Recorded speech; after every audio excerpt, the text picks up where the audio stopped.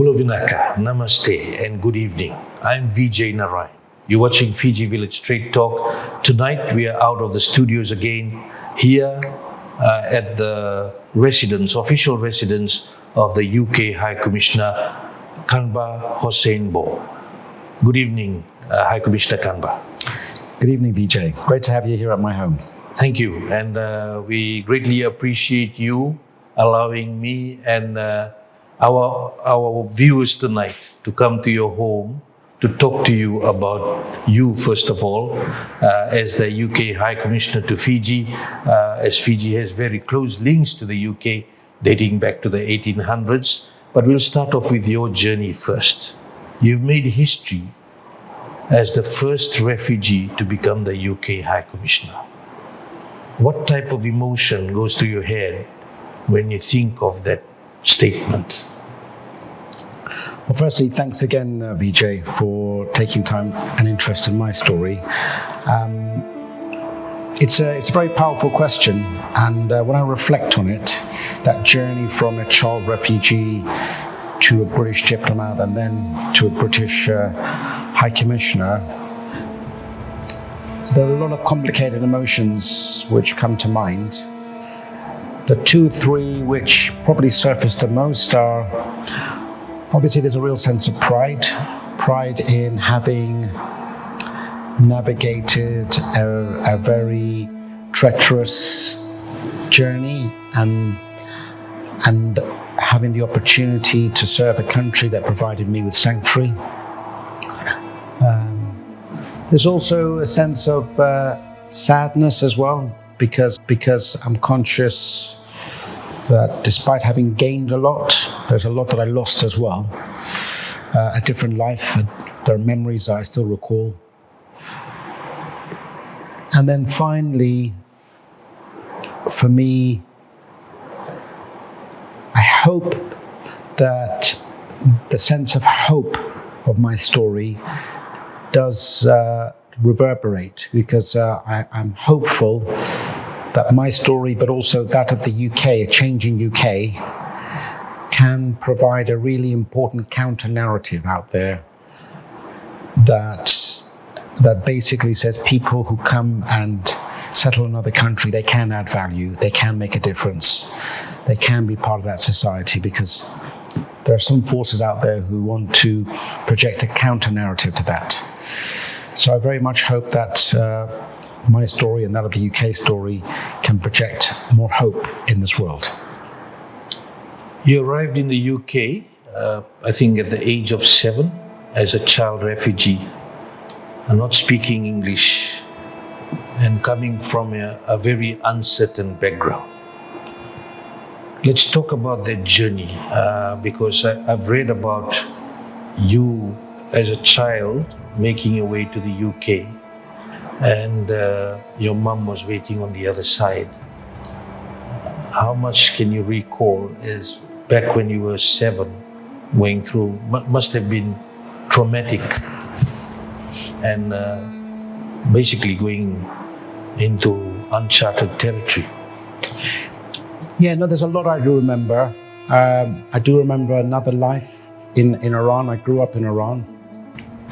And so unfortunately, my mum had to leave when I was very, very young to find a new life elsewhere. And I was very lucky that her family looked after me.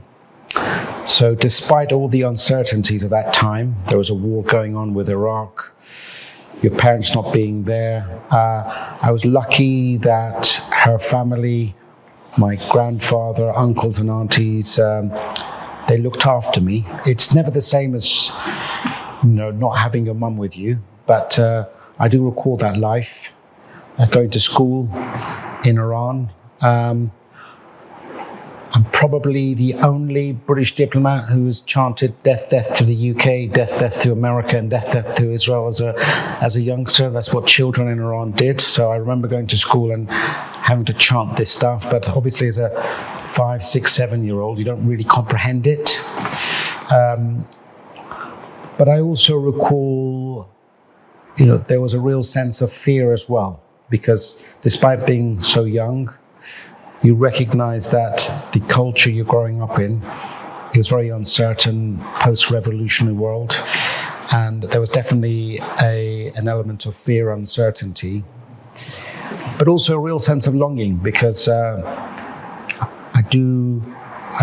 remembered that I had a mum. She was not with me, and there's nothing more than you want to have that sense of being reunited. And yes, that journey over the border between Iran and Pakistan, I do recall it. It's a common smuggling route, so not only do people travel through that route, but lots of goods as well.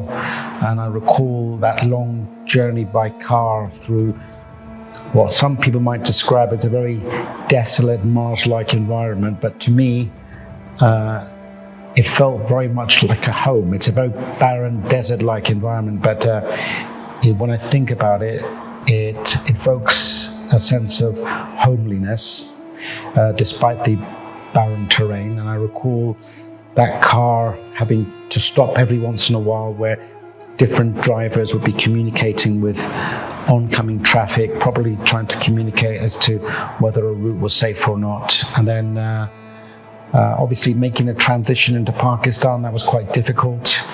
We spent a little bit of time in a refugee camp. So when you say traumatic, that's probably the most sense of the closest I would describe to that sense of traumatic, because it was a very intense environment. You recall a very powerful sense of the smells you're exposed to, the intensity of the people, a hustle and bustle, which is probably not the most conducive of hustle and bustles, if I can put it that way. And then thankfully then being reunited with my mum, and then having the opportunity to then make that journey to the UK and start a new journey. So there's a lot I recall, and when I think back upon it, I'm sure there are parts of it which I probably not tried to think about too much, because it's not going to be healthy. But on the other hand, I'm very grateful that, unlike many, I was able to make that journey. There are lots who weren't able to make that journey, or who tried to make that journey and for whatever reason wasn't successful. So I do try and look at it in a positive way as well. What were some of the first things you did when you saw your mom? It's just a real sense of relief. I just remember being very relieved, because you'd heard about this woman for so long, and in her own right, she's a remarkable lady, having broken down a few boundaries, being educated in an environment which didn't prioritize education, being very passionate about women's rights. So you heard a lot about this woman, but then to actually be in a position to embrace her and be embraced, and just see her not for what those had described her, but just for her being your mum, just an enormous sense of relief, because you realize the magnitude at that time of not having a mother, then to having a mother with you. So relief and love obviously really shine out at that time. At 7 now, you're in the UK, and definitely you had very earlier challenges in dealing with the situation now on the ground in the UK. How did you manage or navigate your way through it, knowing that it wouldn't have been easy? One of the great things about coming that young age is you aren't necessarily burdened too much with some of the potential worries that maybe older migrants or refugees might have. That enduring sense of hopefulness, optimism of youth probably helped me a lot. I do recall coming to a country and not speaking any English, struggling basically, asking directions to the toilet, for example, at school.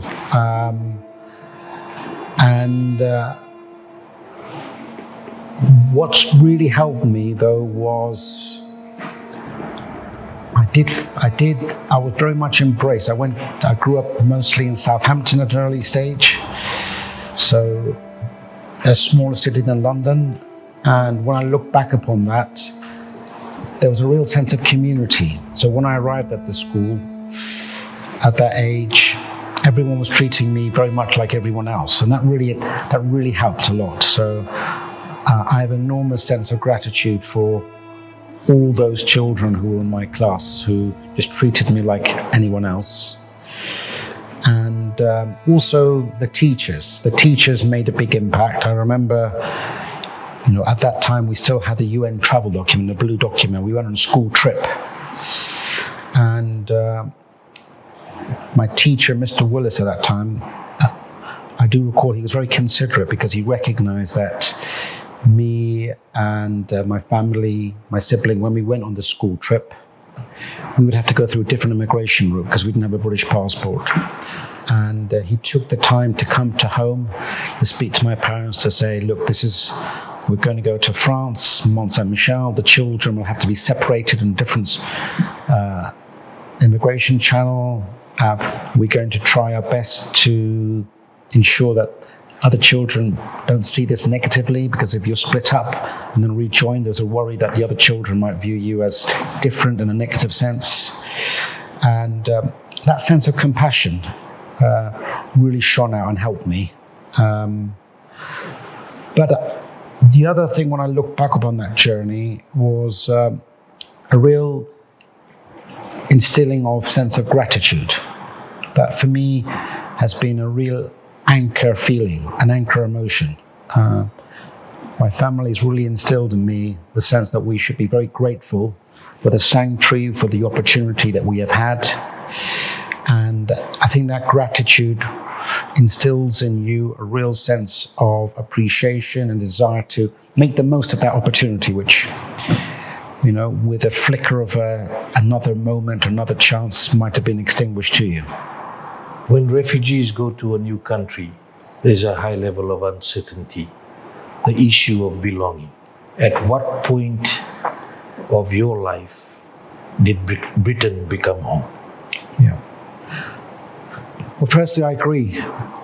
The life of a refugee is very uncertain. I recall that world where you arrive as almost a nobody, not even a citizen, having a different type of passport, not speaking the language.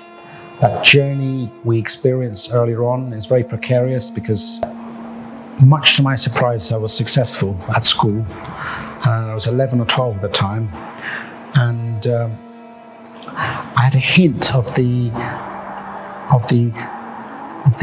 enormity it meant for me and my family to have this small little brown boy portraying arguably one of the greatest British leaders in history, and to have that opportunity, it sort of really opened my eyes up to that sense of opportunity in the UK and that sense of acceptance. And then finally, being in the Foreign Office, being accepted as a British diplomat, that was a very important moment, because I remember seeing an advert in the Sunday Times saying the Foreign Office is interested in recruiting lawyers. And I remember speaking to my mum thinking, I should apply for this. And she was very worried. Whilst she's very aspirational and saying you should make the most of it, I think she was a little bit concerned that this bastion of British establishment wasn't A, ready for someone who wasn't white, and B, wasn't ready for someone who wasn't even born in the country. And I think she was a bit concerned about that, what the rejection might mean for me. But I thought, why not? Let's just apply. What's the worst that could happen? Another rejection. And then having been accepted into the Foreign Office, walking into this very austere and historical building, a couple of 100 years old, you suddenly realize that actually, Britain is changing. You are with that change. You are an agent of that change. Many have stepped in your footsteps beforehand, and now you are trying to make a similar journey. That was a very big moment. And I'm a little bit of a historical buff, so one thing that's really struck me was that there's a historical figure called Sir Robert Sandeman who helped demarcate the boundaries between the then British Empire and the then Persian Empire. And he was posted to an area very close to where I was born in Iran. And he's written a book about how he was trying to quell these unruly tribes, many of which were probably my great-great-grandfathers. And he was carrying out a job as an agent of British change, British national interest. He would probably be shocked that one of those, the great-great-grandson of those tribal folk he had met was now in that same building, in that same position of projecting British national interest. And so for me, the juxtaposition of those two was quite a powerful reminder that the world things can change, the UK is changing, and I'm British as well.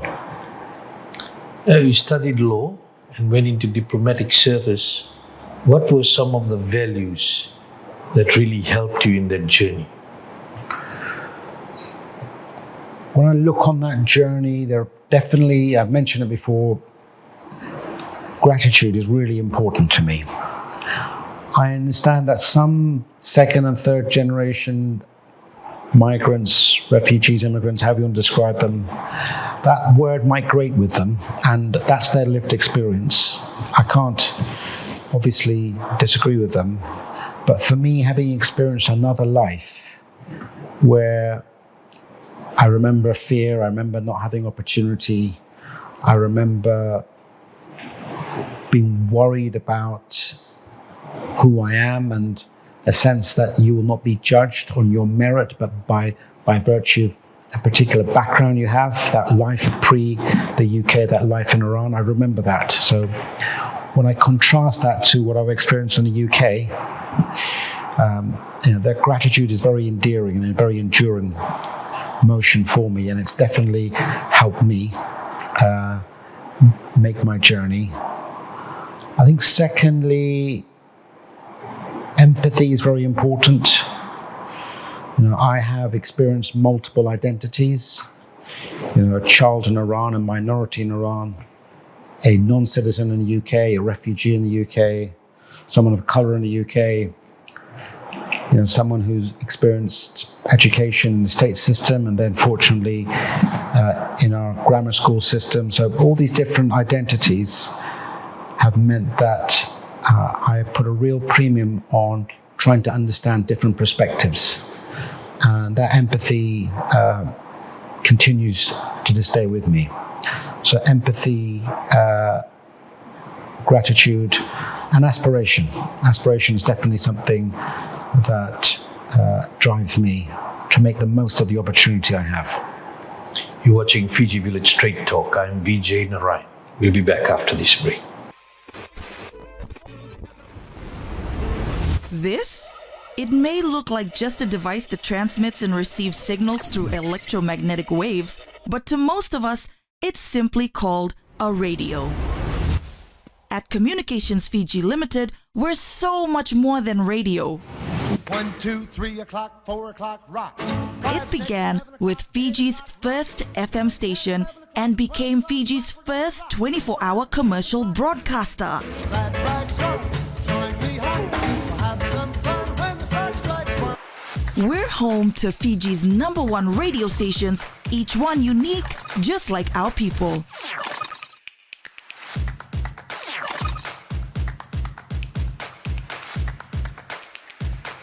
But we're not just on air. We're online where Fiji clicks first at Fiji Village. Over 2.3 million page views a month, a trusted digital news leader. With over 2 million Facebook followers and a total reach of 2.7 million, we are where our audience is. We bring the vibe to the streets. From Fiji Showcase to cultural celebrations, we make memories.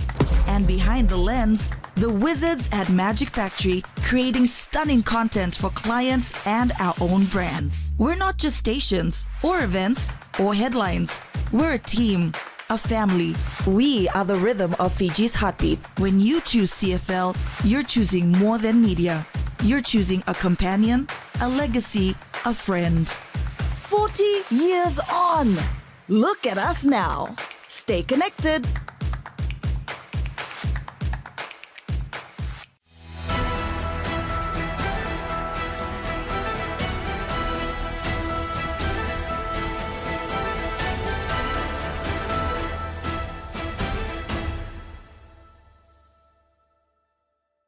Welcome back. You're watching Fiji Village Street Talk. I'm Vijay Narayan, and we are here at the official residence of the UK High Commissioner, Kanbai Hossain Bo. High Commissioner, you've embraced Fiji. A lot of people have even seen your social media videos. You have not just embraced Fiji professionally, but also culturally. What has surprised you the most about Fiji so far? Thanks, Vijay. Well, for me, Fiji is a gift that keeps giving.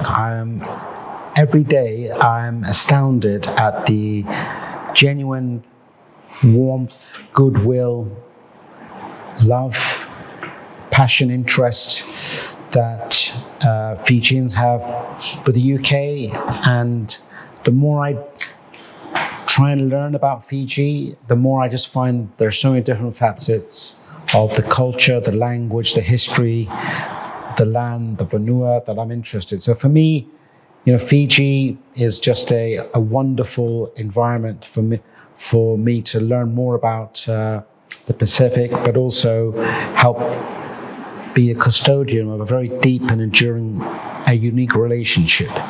So, everything about Fiji is surprising me in a very pleasant way. You're learning the language, the Itoke language, I see, culture and tradition. How important are they from your perspective? Alsa Tovolea, I'm trying. Vinavaleu. Thank you. I find it really important. One of my jobs as a diplomat is to try and understand my hosts, understand what drives the people in Fiji. And then the next stage is to try and translate what that means for the UK national interest, but also for the Fijian national interest. And I don't think you can do your first job here without truly embracing all things about the culture, the language. So for me, the language has been a great way to learn a little bit more about the Itauke culture. And when I hear about definitions of certain words, they really evoke a sense of what Fijians think and view the world. Like Vakarambuka, that's Friday. I think that's the day when you collect wood. It's an important moment that you realize in the past people prioritize these activities. I think movies is yellow spirits. And so there's a sense that when people first saw the movies, what that could embrace. And I think Kalonata Nomini Singha, have a blessed day. And when I try and understand what that means, it's a vignette to, as I understand it, the pre-Christian world, Dengi, and how that was a different sense of worship, but which still endures today. So for me, I found the language a great way to try and learn more about the culture. And I have to say, Fijians are very kind to me when I mispronounce words and make a mistake, and they're also trying to speak very slowly to me as well. So if you do see me out and about, please help me to keep practicing. You've been hit by the kava as well? Yeah, the kava. I go low tide. I'm still getting used to it. But the sevu sevu, the welcome ceremony, that probably has to be one of the things that surprised me the most, actually, because as someone whose origins are in the Middle East, there's a real sense of prioritizing guests and hospitality, especially those parts of the Middle East which have a desert-like background where you seldom saw guests. So when you saw someone, it could be the first outsiders you've seen in a long time. So you really prioritize hospitality. So I thought to myself, when it comes to hospitality and being made to feel welcome, few places that do it better than the Middle East, maybe. Fiji surpasses that. I've never seen a welcome like what you have from Fijians and the Sebu Sebu ceremony. You know, I've tried to learn more about it, and that sense that you are not only being welcomed by the individual, but their community, the province, and then the Vanua and all the different provinces. That's a very powerful welcome. So I'm often blown away when I have that welcome, and the fact that I'm almost being welcomed by every Fijian who's ever lived. And that's a very deep welcome. Yeah. And to better understand the dynamics in the room as well. Indeed. Now, in terms of protocol, they say the three-legged stool, you must have heard it, the Lotu, Vanua, and Matanitu. And protocols for each of them, which are critically important in a role that you handle. How important understanding of that results in you doing your work better, knowing the protocols better? It's goes without saying it's essential, and I must be very humble in this to say I've only been in Fiji sort of 5 to 6 months, so I'm still trying to understand it.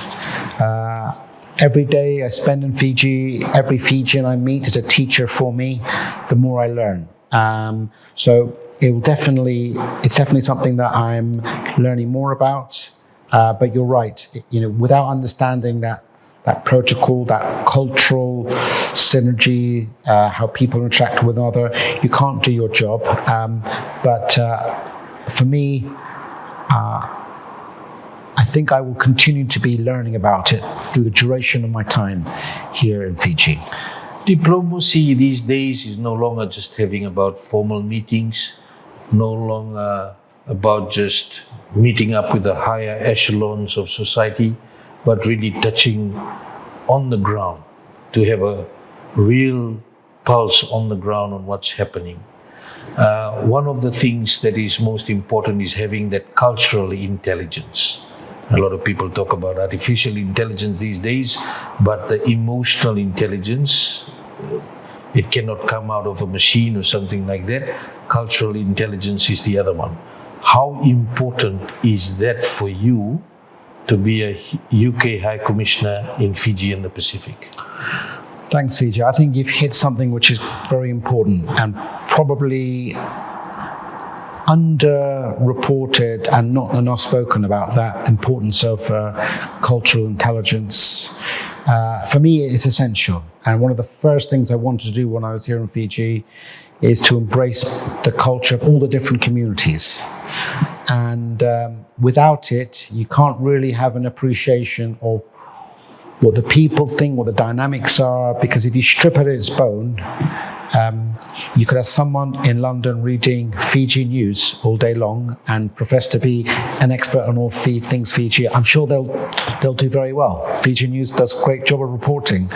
But if you're not here in Fiji, embracing the culture, understanding those dynamics, then you're never really going to understand how the different forces in the country are interacting with one another. So for me, it's essential. And I've had the opportunity to travel throughout Fiji, Kandavu, Rotuma, Lambasa, Bau, and everywhere I go, I'm seeing different aspects of this culture, which I'm trying to learn all the time. So you interact with everyday Fijians, right from the chiefs, the ministers, the youth leaders, I see women leaders, police officers, soldiers. What do you think Fijians want the most from the UK today? It's a really good question, and I think it all depends on who you really speak to. So when I speak to what you might describe as, an everyday Fijian on the street, what I often get is from them a real sense of passion about things that unite the UK and Fiji. For example, rugby, a real sense that they want more exposure to world-class rugby here in Fiji. And when I speak to ministers, they're rightly concerned about the development of Fiji. They want the UK to be a partner to support Fiji's development. When I speak to business leaders, they're very passionate about trying to develop business opportunities, which I am as well.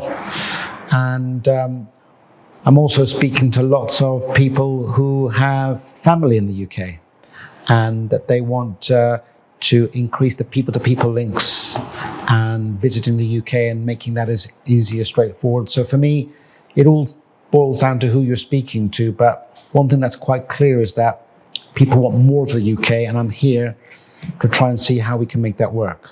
And what does the UK expect from Fiji today? Well, we are very blessed that we have a very unique, enduring relationship. So from a UK's perspective, we first and foremost recognize that Fiji is an independent country, a very proud sovereign country, and we respect what its decisions are. We recognize that together, Fiji is very passionate about climate change. You're on the front line of facing this huge challenge the world is facing, you and the Pacific, and the UK wants to support you. We've committed over 33 billion Fijian dollars to support international climate finance. Fiji is also a very important partner in projecting the rules-based international system. You know, the Honourable Prime Minister has worked very hard on his Ocean of Peace declaration, which at its heart is about respecting each other. And the UK is a proud supporter of international rule, the rules-based international system. So we want to support you in developing that. And Fiji is also facing important development challenges at home, including infrastructure, crime, and dealing with issues around health. So I'm keen to explore what more we can be doing to support Fiji in that space. In terms of rugby, we've got the Nations Cup starting. I see you're campaigning hard, and hopefully we see you with a Fiji jersey out there. Just in relation to, because rugby, as you would have seen, it brings the whole nation together. And Fiji sits at that moment now, given the opportunity after many years of trying to be in an international competition in the magnitude of the Nations Cup, apart from, of course, the World Cup tournament that comes every 4 years. How important is this, and how can the UK assist Fiji in this regard? Well, rugby it's a religion here in Fiji, isn't it? I'm amazed at the sheer depth of talent here in Fiji. But also the story of rugby here is an incredible one about Fijian ingenuity, Fijian creativity, Fijian excellence. And when I travel around Fiji, one of the things I always struck by, when I went to Kandavu, for example, I was in a quite remote area, and when you're driving along, you suddenly see this immaculate field, which has been created, looked after, with some homemade rugby posts on there, in the middle of this incredibly beautiful wilderness. And it's a real snapshot into how much people care about rugby. And in those fields, they produce some of the best rugby players in the world. So for me, rugby is an illustration of Fijian excellence, world-class excellence best. You're right, Tier 1 rugby is an incredible opportunity for Fiji. Fiji has got 3 games in the UK this summer against Wales, Scotland and England. They're going to be tough games for our home nations.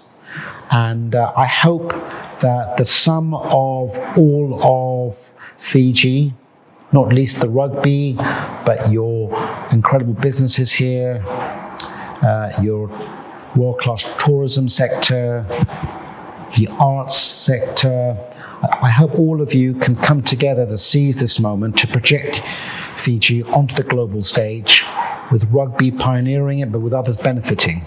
So there's an exciting opportunity for Fiji, and I can't wait to support this journey. You're watching Fiji Village Straight Talk. I'm Vijay Narayan. We'll be back after this break. This It may look like just a device that transmits and receives signals through electromagnetic waves, but to most of us, it's simply called a radio. At Communications Fiji Limited, we're so much more than radio. 1, 2, 3 o'clock, 4 o'clock, rock. It began with Fiji's first FM station and became Fiji's first 24-hour commercial broadcaster. Glad rags on, join me home. We'll have some fun when the clock strikes 1. We're home to Fiji's #1 radio stations, each one unique, just like our people.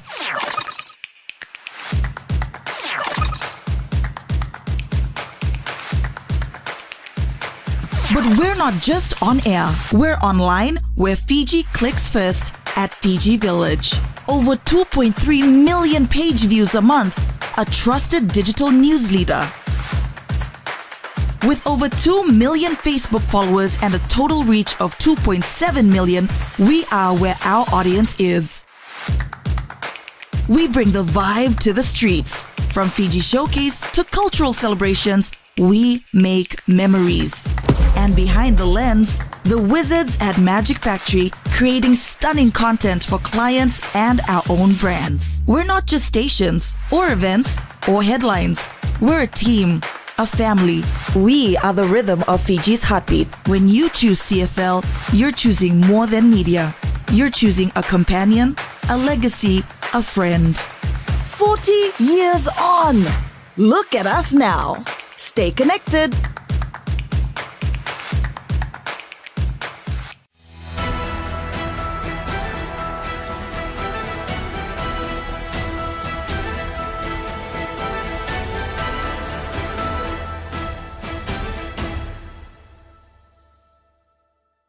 You're watching Fiji Village Straight Talk. I'm Vijay Narayan. Our guest tonight is the UK High Commissioner to Fiji, Kanba Hossain Bo, and we are at his official residence in Suva. High Commissioner, Fiji was ceded to Britain, and then we became independent in 1970. A lot has evolved over time. Things have changed from colonial rule to partnership. From your perspective, how important this evolution has been for both countries? Thanks, Vijay. If you don't mind me, in the spirit of challenge, I might just gently disagree with one of the sort of assumptions in that question, colonial rule.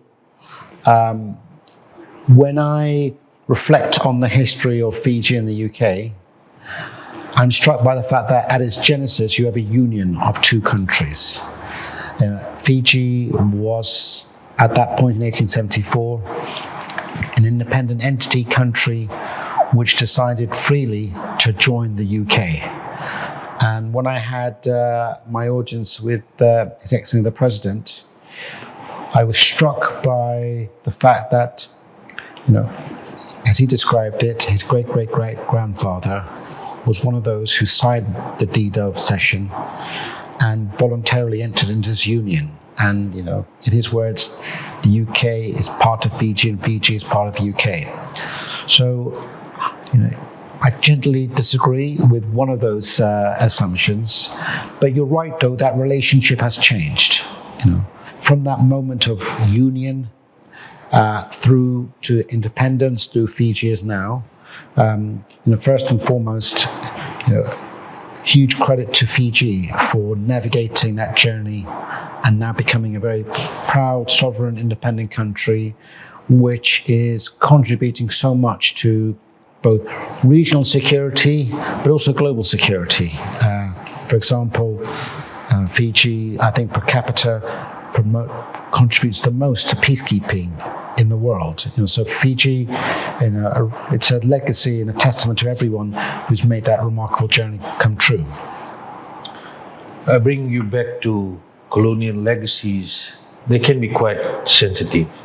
And historically, there were many Fijians who also did not agree to that ceding of Fiji. That's where I was coming from, that there have been books written about it since then, and how they managed to find a situation going forward.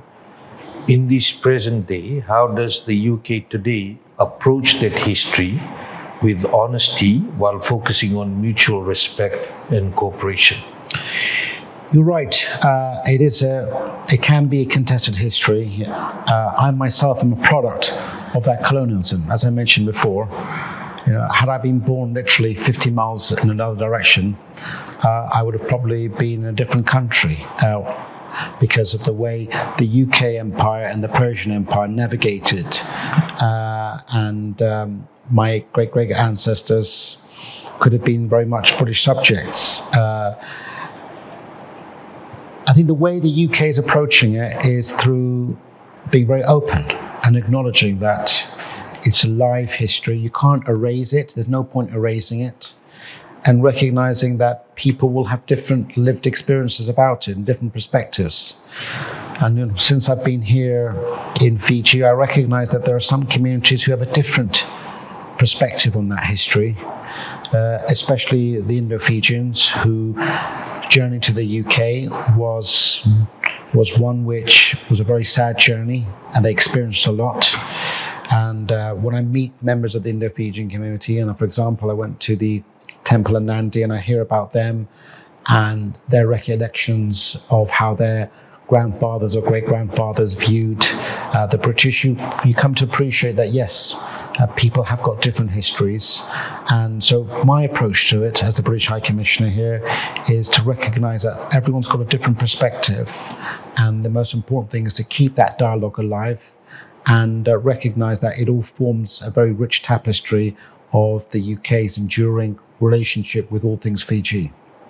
Commissioner, thousands of Fijians have served in the British Army to date, and they've become a great asset for Britain, and the value is quite immense, no doubt. How does the UK honour that value and service? Well, firstly, and I want to say a very big thank you to the thousands of Fijians who have served in the British Armed Forces, who have helped protect our country, keep our people safe, some of whom sadly have paid the ultimate sacrifice in terms of that service. So thank you to them, thank you to their families for supporting them.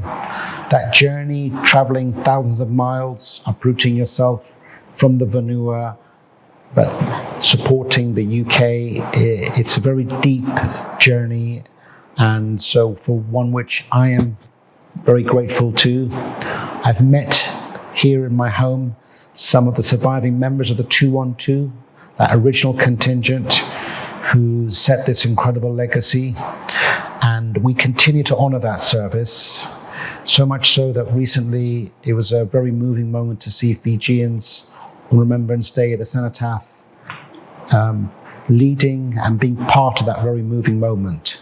So for me, we honour that every day, and whenever I'm out and about in Fiji, I lose track of the number of times people tell me about their uncle, their sister, their father who served in the UK, and it's something I'm very proud of, and for which I will never take for granted. Regional challenges are many now, and cooperation really needed. We've got areas of policing, transnational crime, the increasing threats of drugs, hard drugs, drug trafficking, HIV/AIDS, climate change. How much work is going on between Fiji and UK? Because Fiji cannot fight this battle on its own. And being a regional hub, the threats continue to increase on a daily basis, which we can see in the daily news reports with what's happening on the ground in terms of drugs and other threats that come our way. Well, you're right. Fiji is facing a lot of those challenges, and Fiji's importance as a regional hub cannot be understated. So we, the UK, with our partners, are working hand in hand with Fiji. On the policing side, I'm proud to say that the UK College of Policing is working with Fiji and other partners to help increase the capacity within the Fiji police to deal with the challenges that you described. We're also working with our partners in the RFMF to see how we can ensure that Fiji's defense capabilities can also be brought to bear in this space. In particular, for example, we are doing a lot of work on hydrography to help Fiji chart its waters and then maximize the benefits of that, both for communities, but also for tourism. And last but not least, on climate, Fiji is facing huge challenges, and I'm proud to say that the UK is working very much with our Fijian partners. Today, for example, I had the chance and the honor to meet the new Minister of Climate, and we talked about how much more we can be doing, especially in terms of oceans, building what the UK has already committed in terms of allocating over 33 billion Fijian dollars globally to support international climate finance, which Fiji does access through, for example, the likes of the Asian Development Bank, the IMF, and the World Bank. So there's a lot for us to do with our Fijian partners to ensure that those challenges you describe are being met. After independence on 10th October 1970, Fiji had its first military coup on May 14th, 1987. And then later in the same year in September, Fiji had its second coup where we were made a republic. And then again in 2000 we had another coup led by George Spade. And in 2006, military takeover again, another coup on December 5th, 2006. In terms of democracy and rule of law, a lot needs to be done to rebuild those democratic institutions.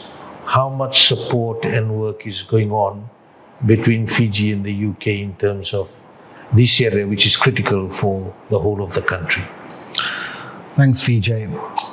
Well, firstly, you're right that those democratic credentials, those democratic foundations need to be protected, need to be developed, because history tells us that when a country is more open, more democratic, more free, it generally tends to be more prosperous. Its people are able to live a much more fulfilled life, and everyone is able to realize their potential. And I want to applaud this current government's efforts to reshore, to support those democratic foundations you described. The recent work on improving media freedom is to be welcomed. When I speak to Fijians who were here in the past and contrast the experience today, there's a real difference. And we are here working with our Fijian partners to support that journey. For example, BBC Media Action are working collaboratively with Fijian partners to help ensure that a fundamental cornerstone of democracy, namely freedom, media freedom, continues to flourish here in Fiji. In terms of BBC Media Action, because before the age of television and everything, people can still remember listening to BBC radio, and when the first man set foot on the moon, listening to that actual live broadcast, and having that personal connection with a media outlet like BBC, and now BBC Media Action, finally, after many decades, working in collaboration with the media here in Fiji, with many opportunities available. No doubt, media freedom and independence, one of the pillars of a strong democracy. How much work are you looking at putting in your term here to ensure that we continue to value this as a nation? Well, personally, media freedom is it's something I'm very passionate about. In my last role, I helped lead a global coalition on media freedom, the Media Freedom Coalition. And I saw firsthand globally how important journalists are and media freedom is to so many facets of life. If there is corruption taking place, without journalists, without media freedom, it can't be exposed. If individuals are being tortured or in detention arbitrarily, without media freedom, it can't be exposed. if rivers are being polluted and illegally, without media freedom, these things can't be exposed. So it's so essential to enable citizens to be more informed and then to exercise their rights. In terms of what happens here in Fiji, we thankfully working with our Fijian hosts who are very passionate about media freedom themselves. And for me, I want to help ensure that the likes of BBC Media Action work with the likes of yourselves and other media outlets here to not only continue the very positive trajectory we have here, but also see how Fiji can be a real beacon for media freedom in the region, but also globally, because unfortunately globally, the trajectory is going the wrong way. But Fiji is actually going the right way. So the question we should be asking ourselves is, can others in the region and globally learn from what's happening in Fiji? And how can UK support this very positive Fijian journey? It's been a great conversation, High Commissioner.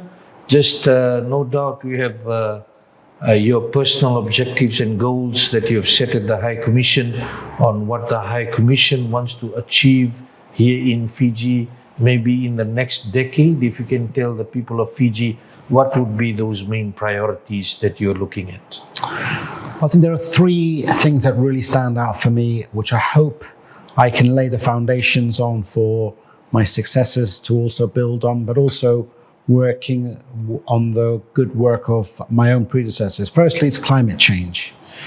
Ensuring that the countries which are most vulnerable to climate change here in the Pacific are able to access the finances necessary and have the absorptive capacity necessary to make the difference. So I want to support Fiji in that journey. Secondly, in terms of Fiji's own economic development, I hope that the UK, with our world-class access to global market capital, with the fact that we have got over 3 billion Fijian dollars available to support financial development here in Fiji, I hope we can support Fiji in its own journey of economic development. And finally, I hope very much that we can build on the incredible people-to-people relationships here in Fiji, be it Chevening scholars, be it rugby, be it those who have served in the British Armed Forces, be it those who have been trained at Sandhurst, amongst others. We've got a wonderful foundation of people-to-people relationships, and I hope the next generation, the youth of Fiji, are able to capitalize on that and ensure those enduring bonds between the UK and Fiji continue for another 140 years or so. High Commissioner Canberra, thank you very much. Thank you very much, first of all, for sharing your journey, right from when you were a child and the difficult circumstances that opened up many opportunities for you. First of all, reuniting with your mom, and then opening up the world for you, which has brought you here now to Fiji to be the representative of the UK here. All the best in your journey, and we greatly appreciate you welcoming us at your home here for this special interview. Thank you. It's a pleasure. That's our show for tonight. Until the next fortnight, have a great evening.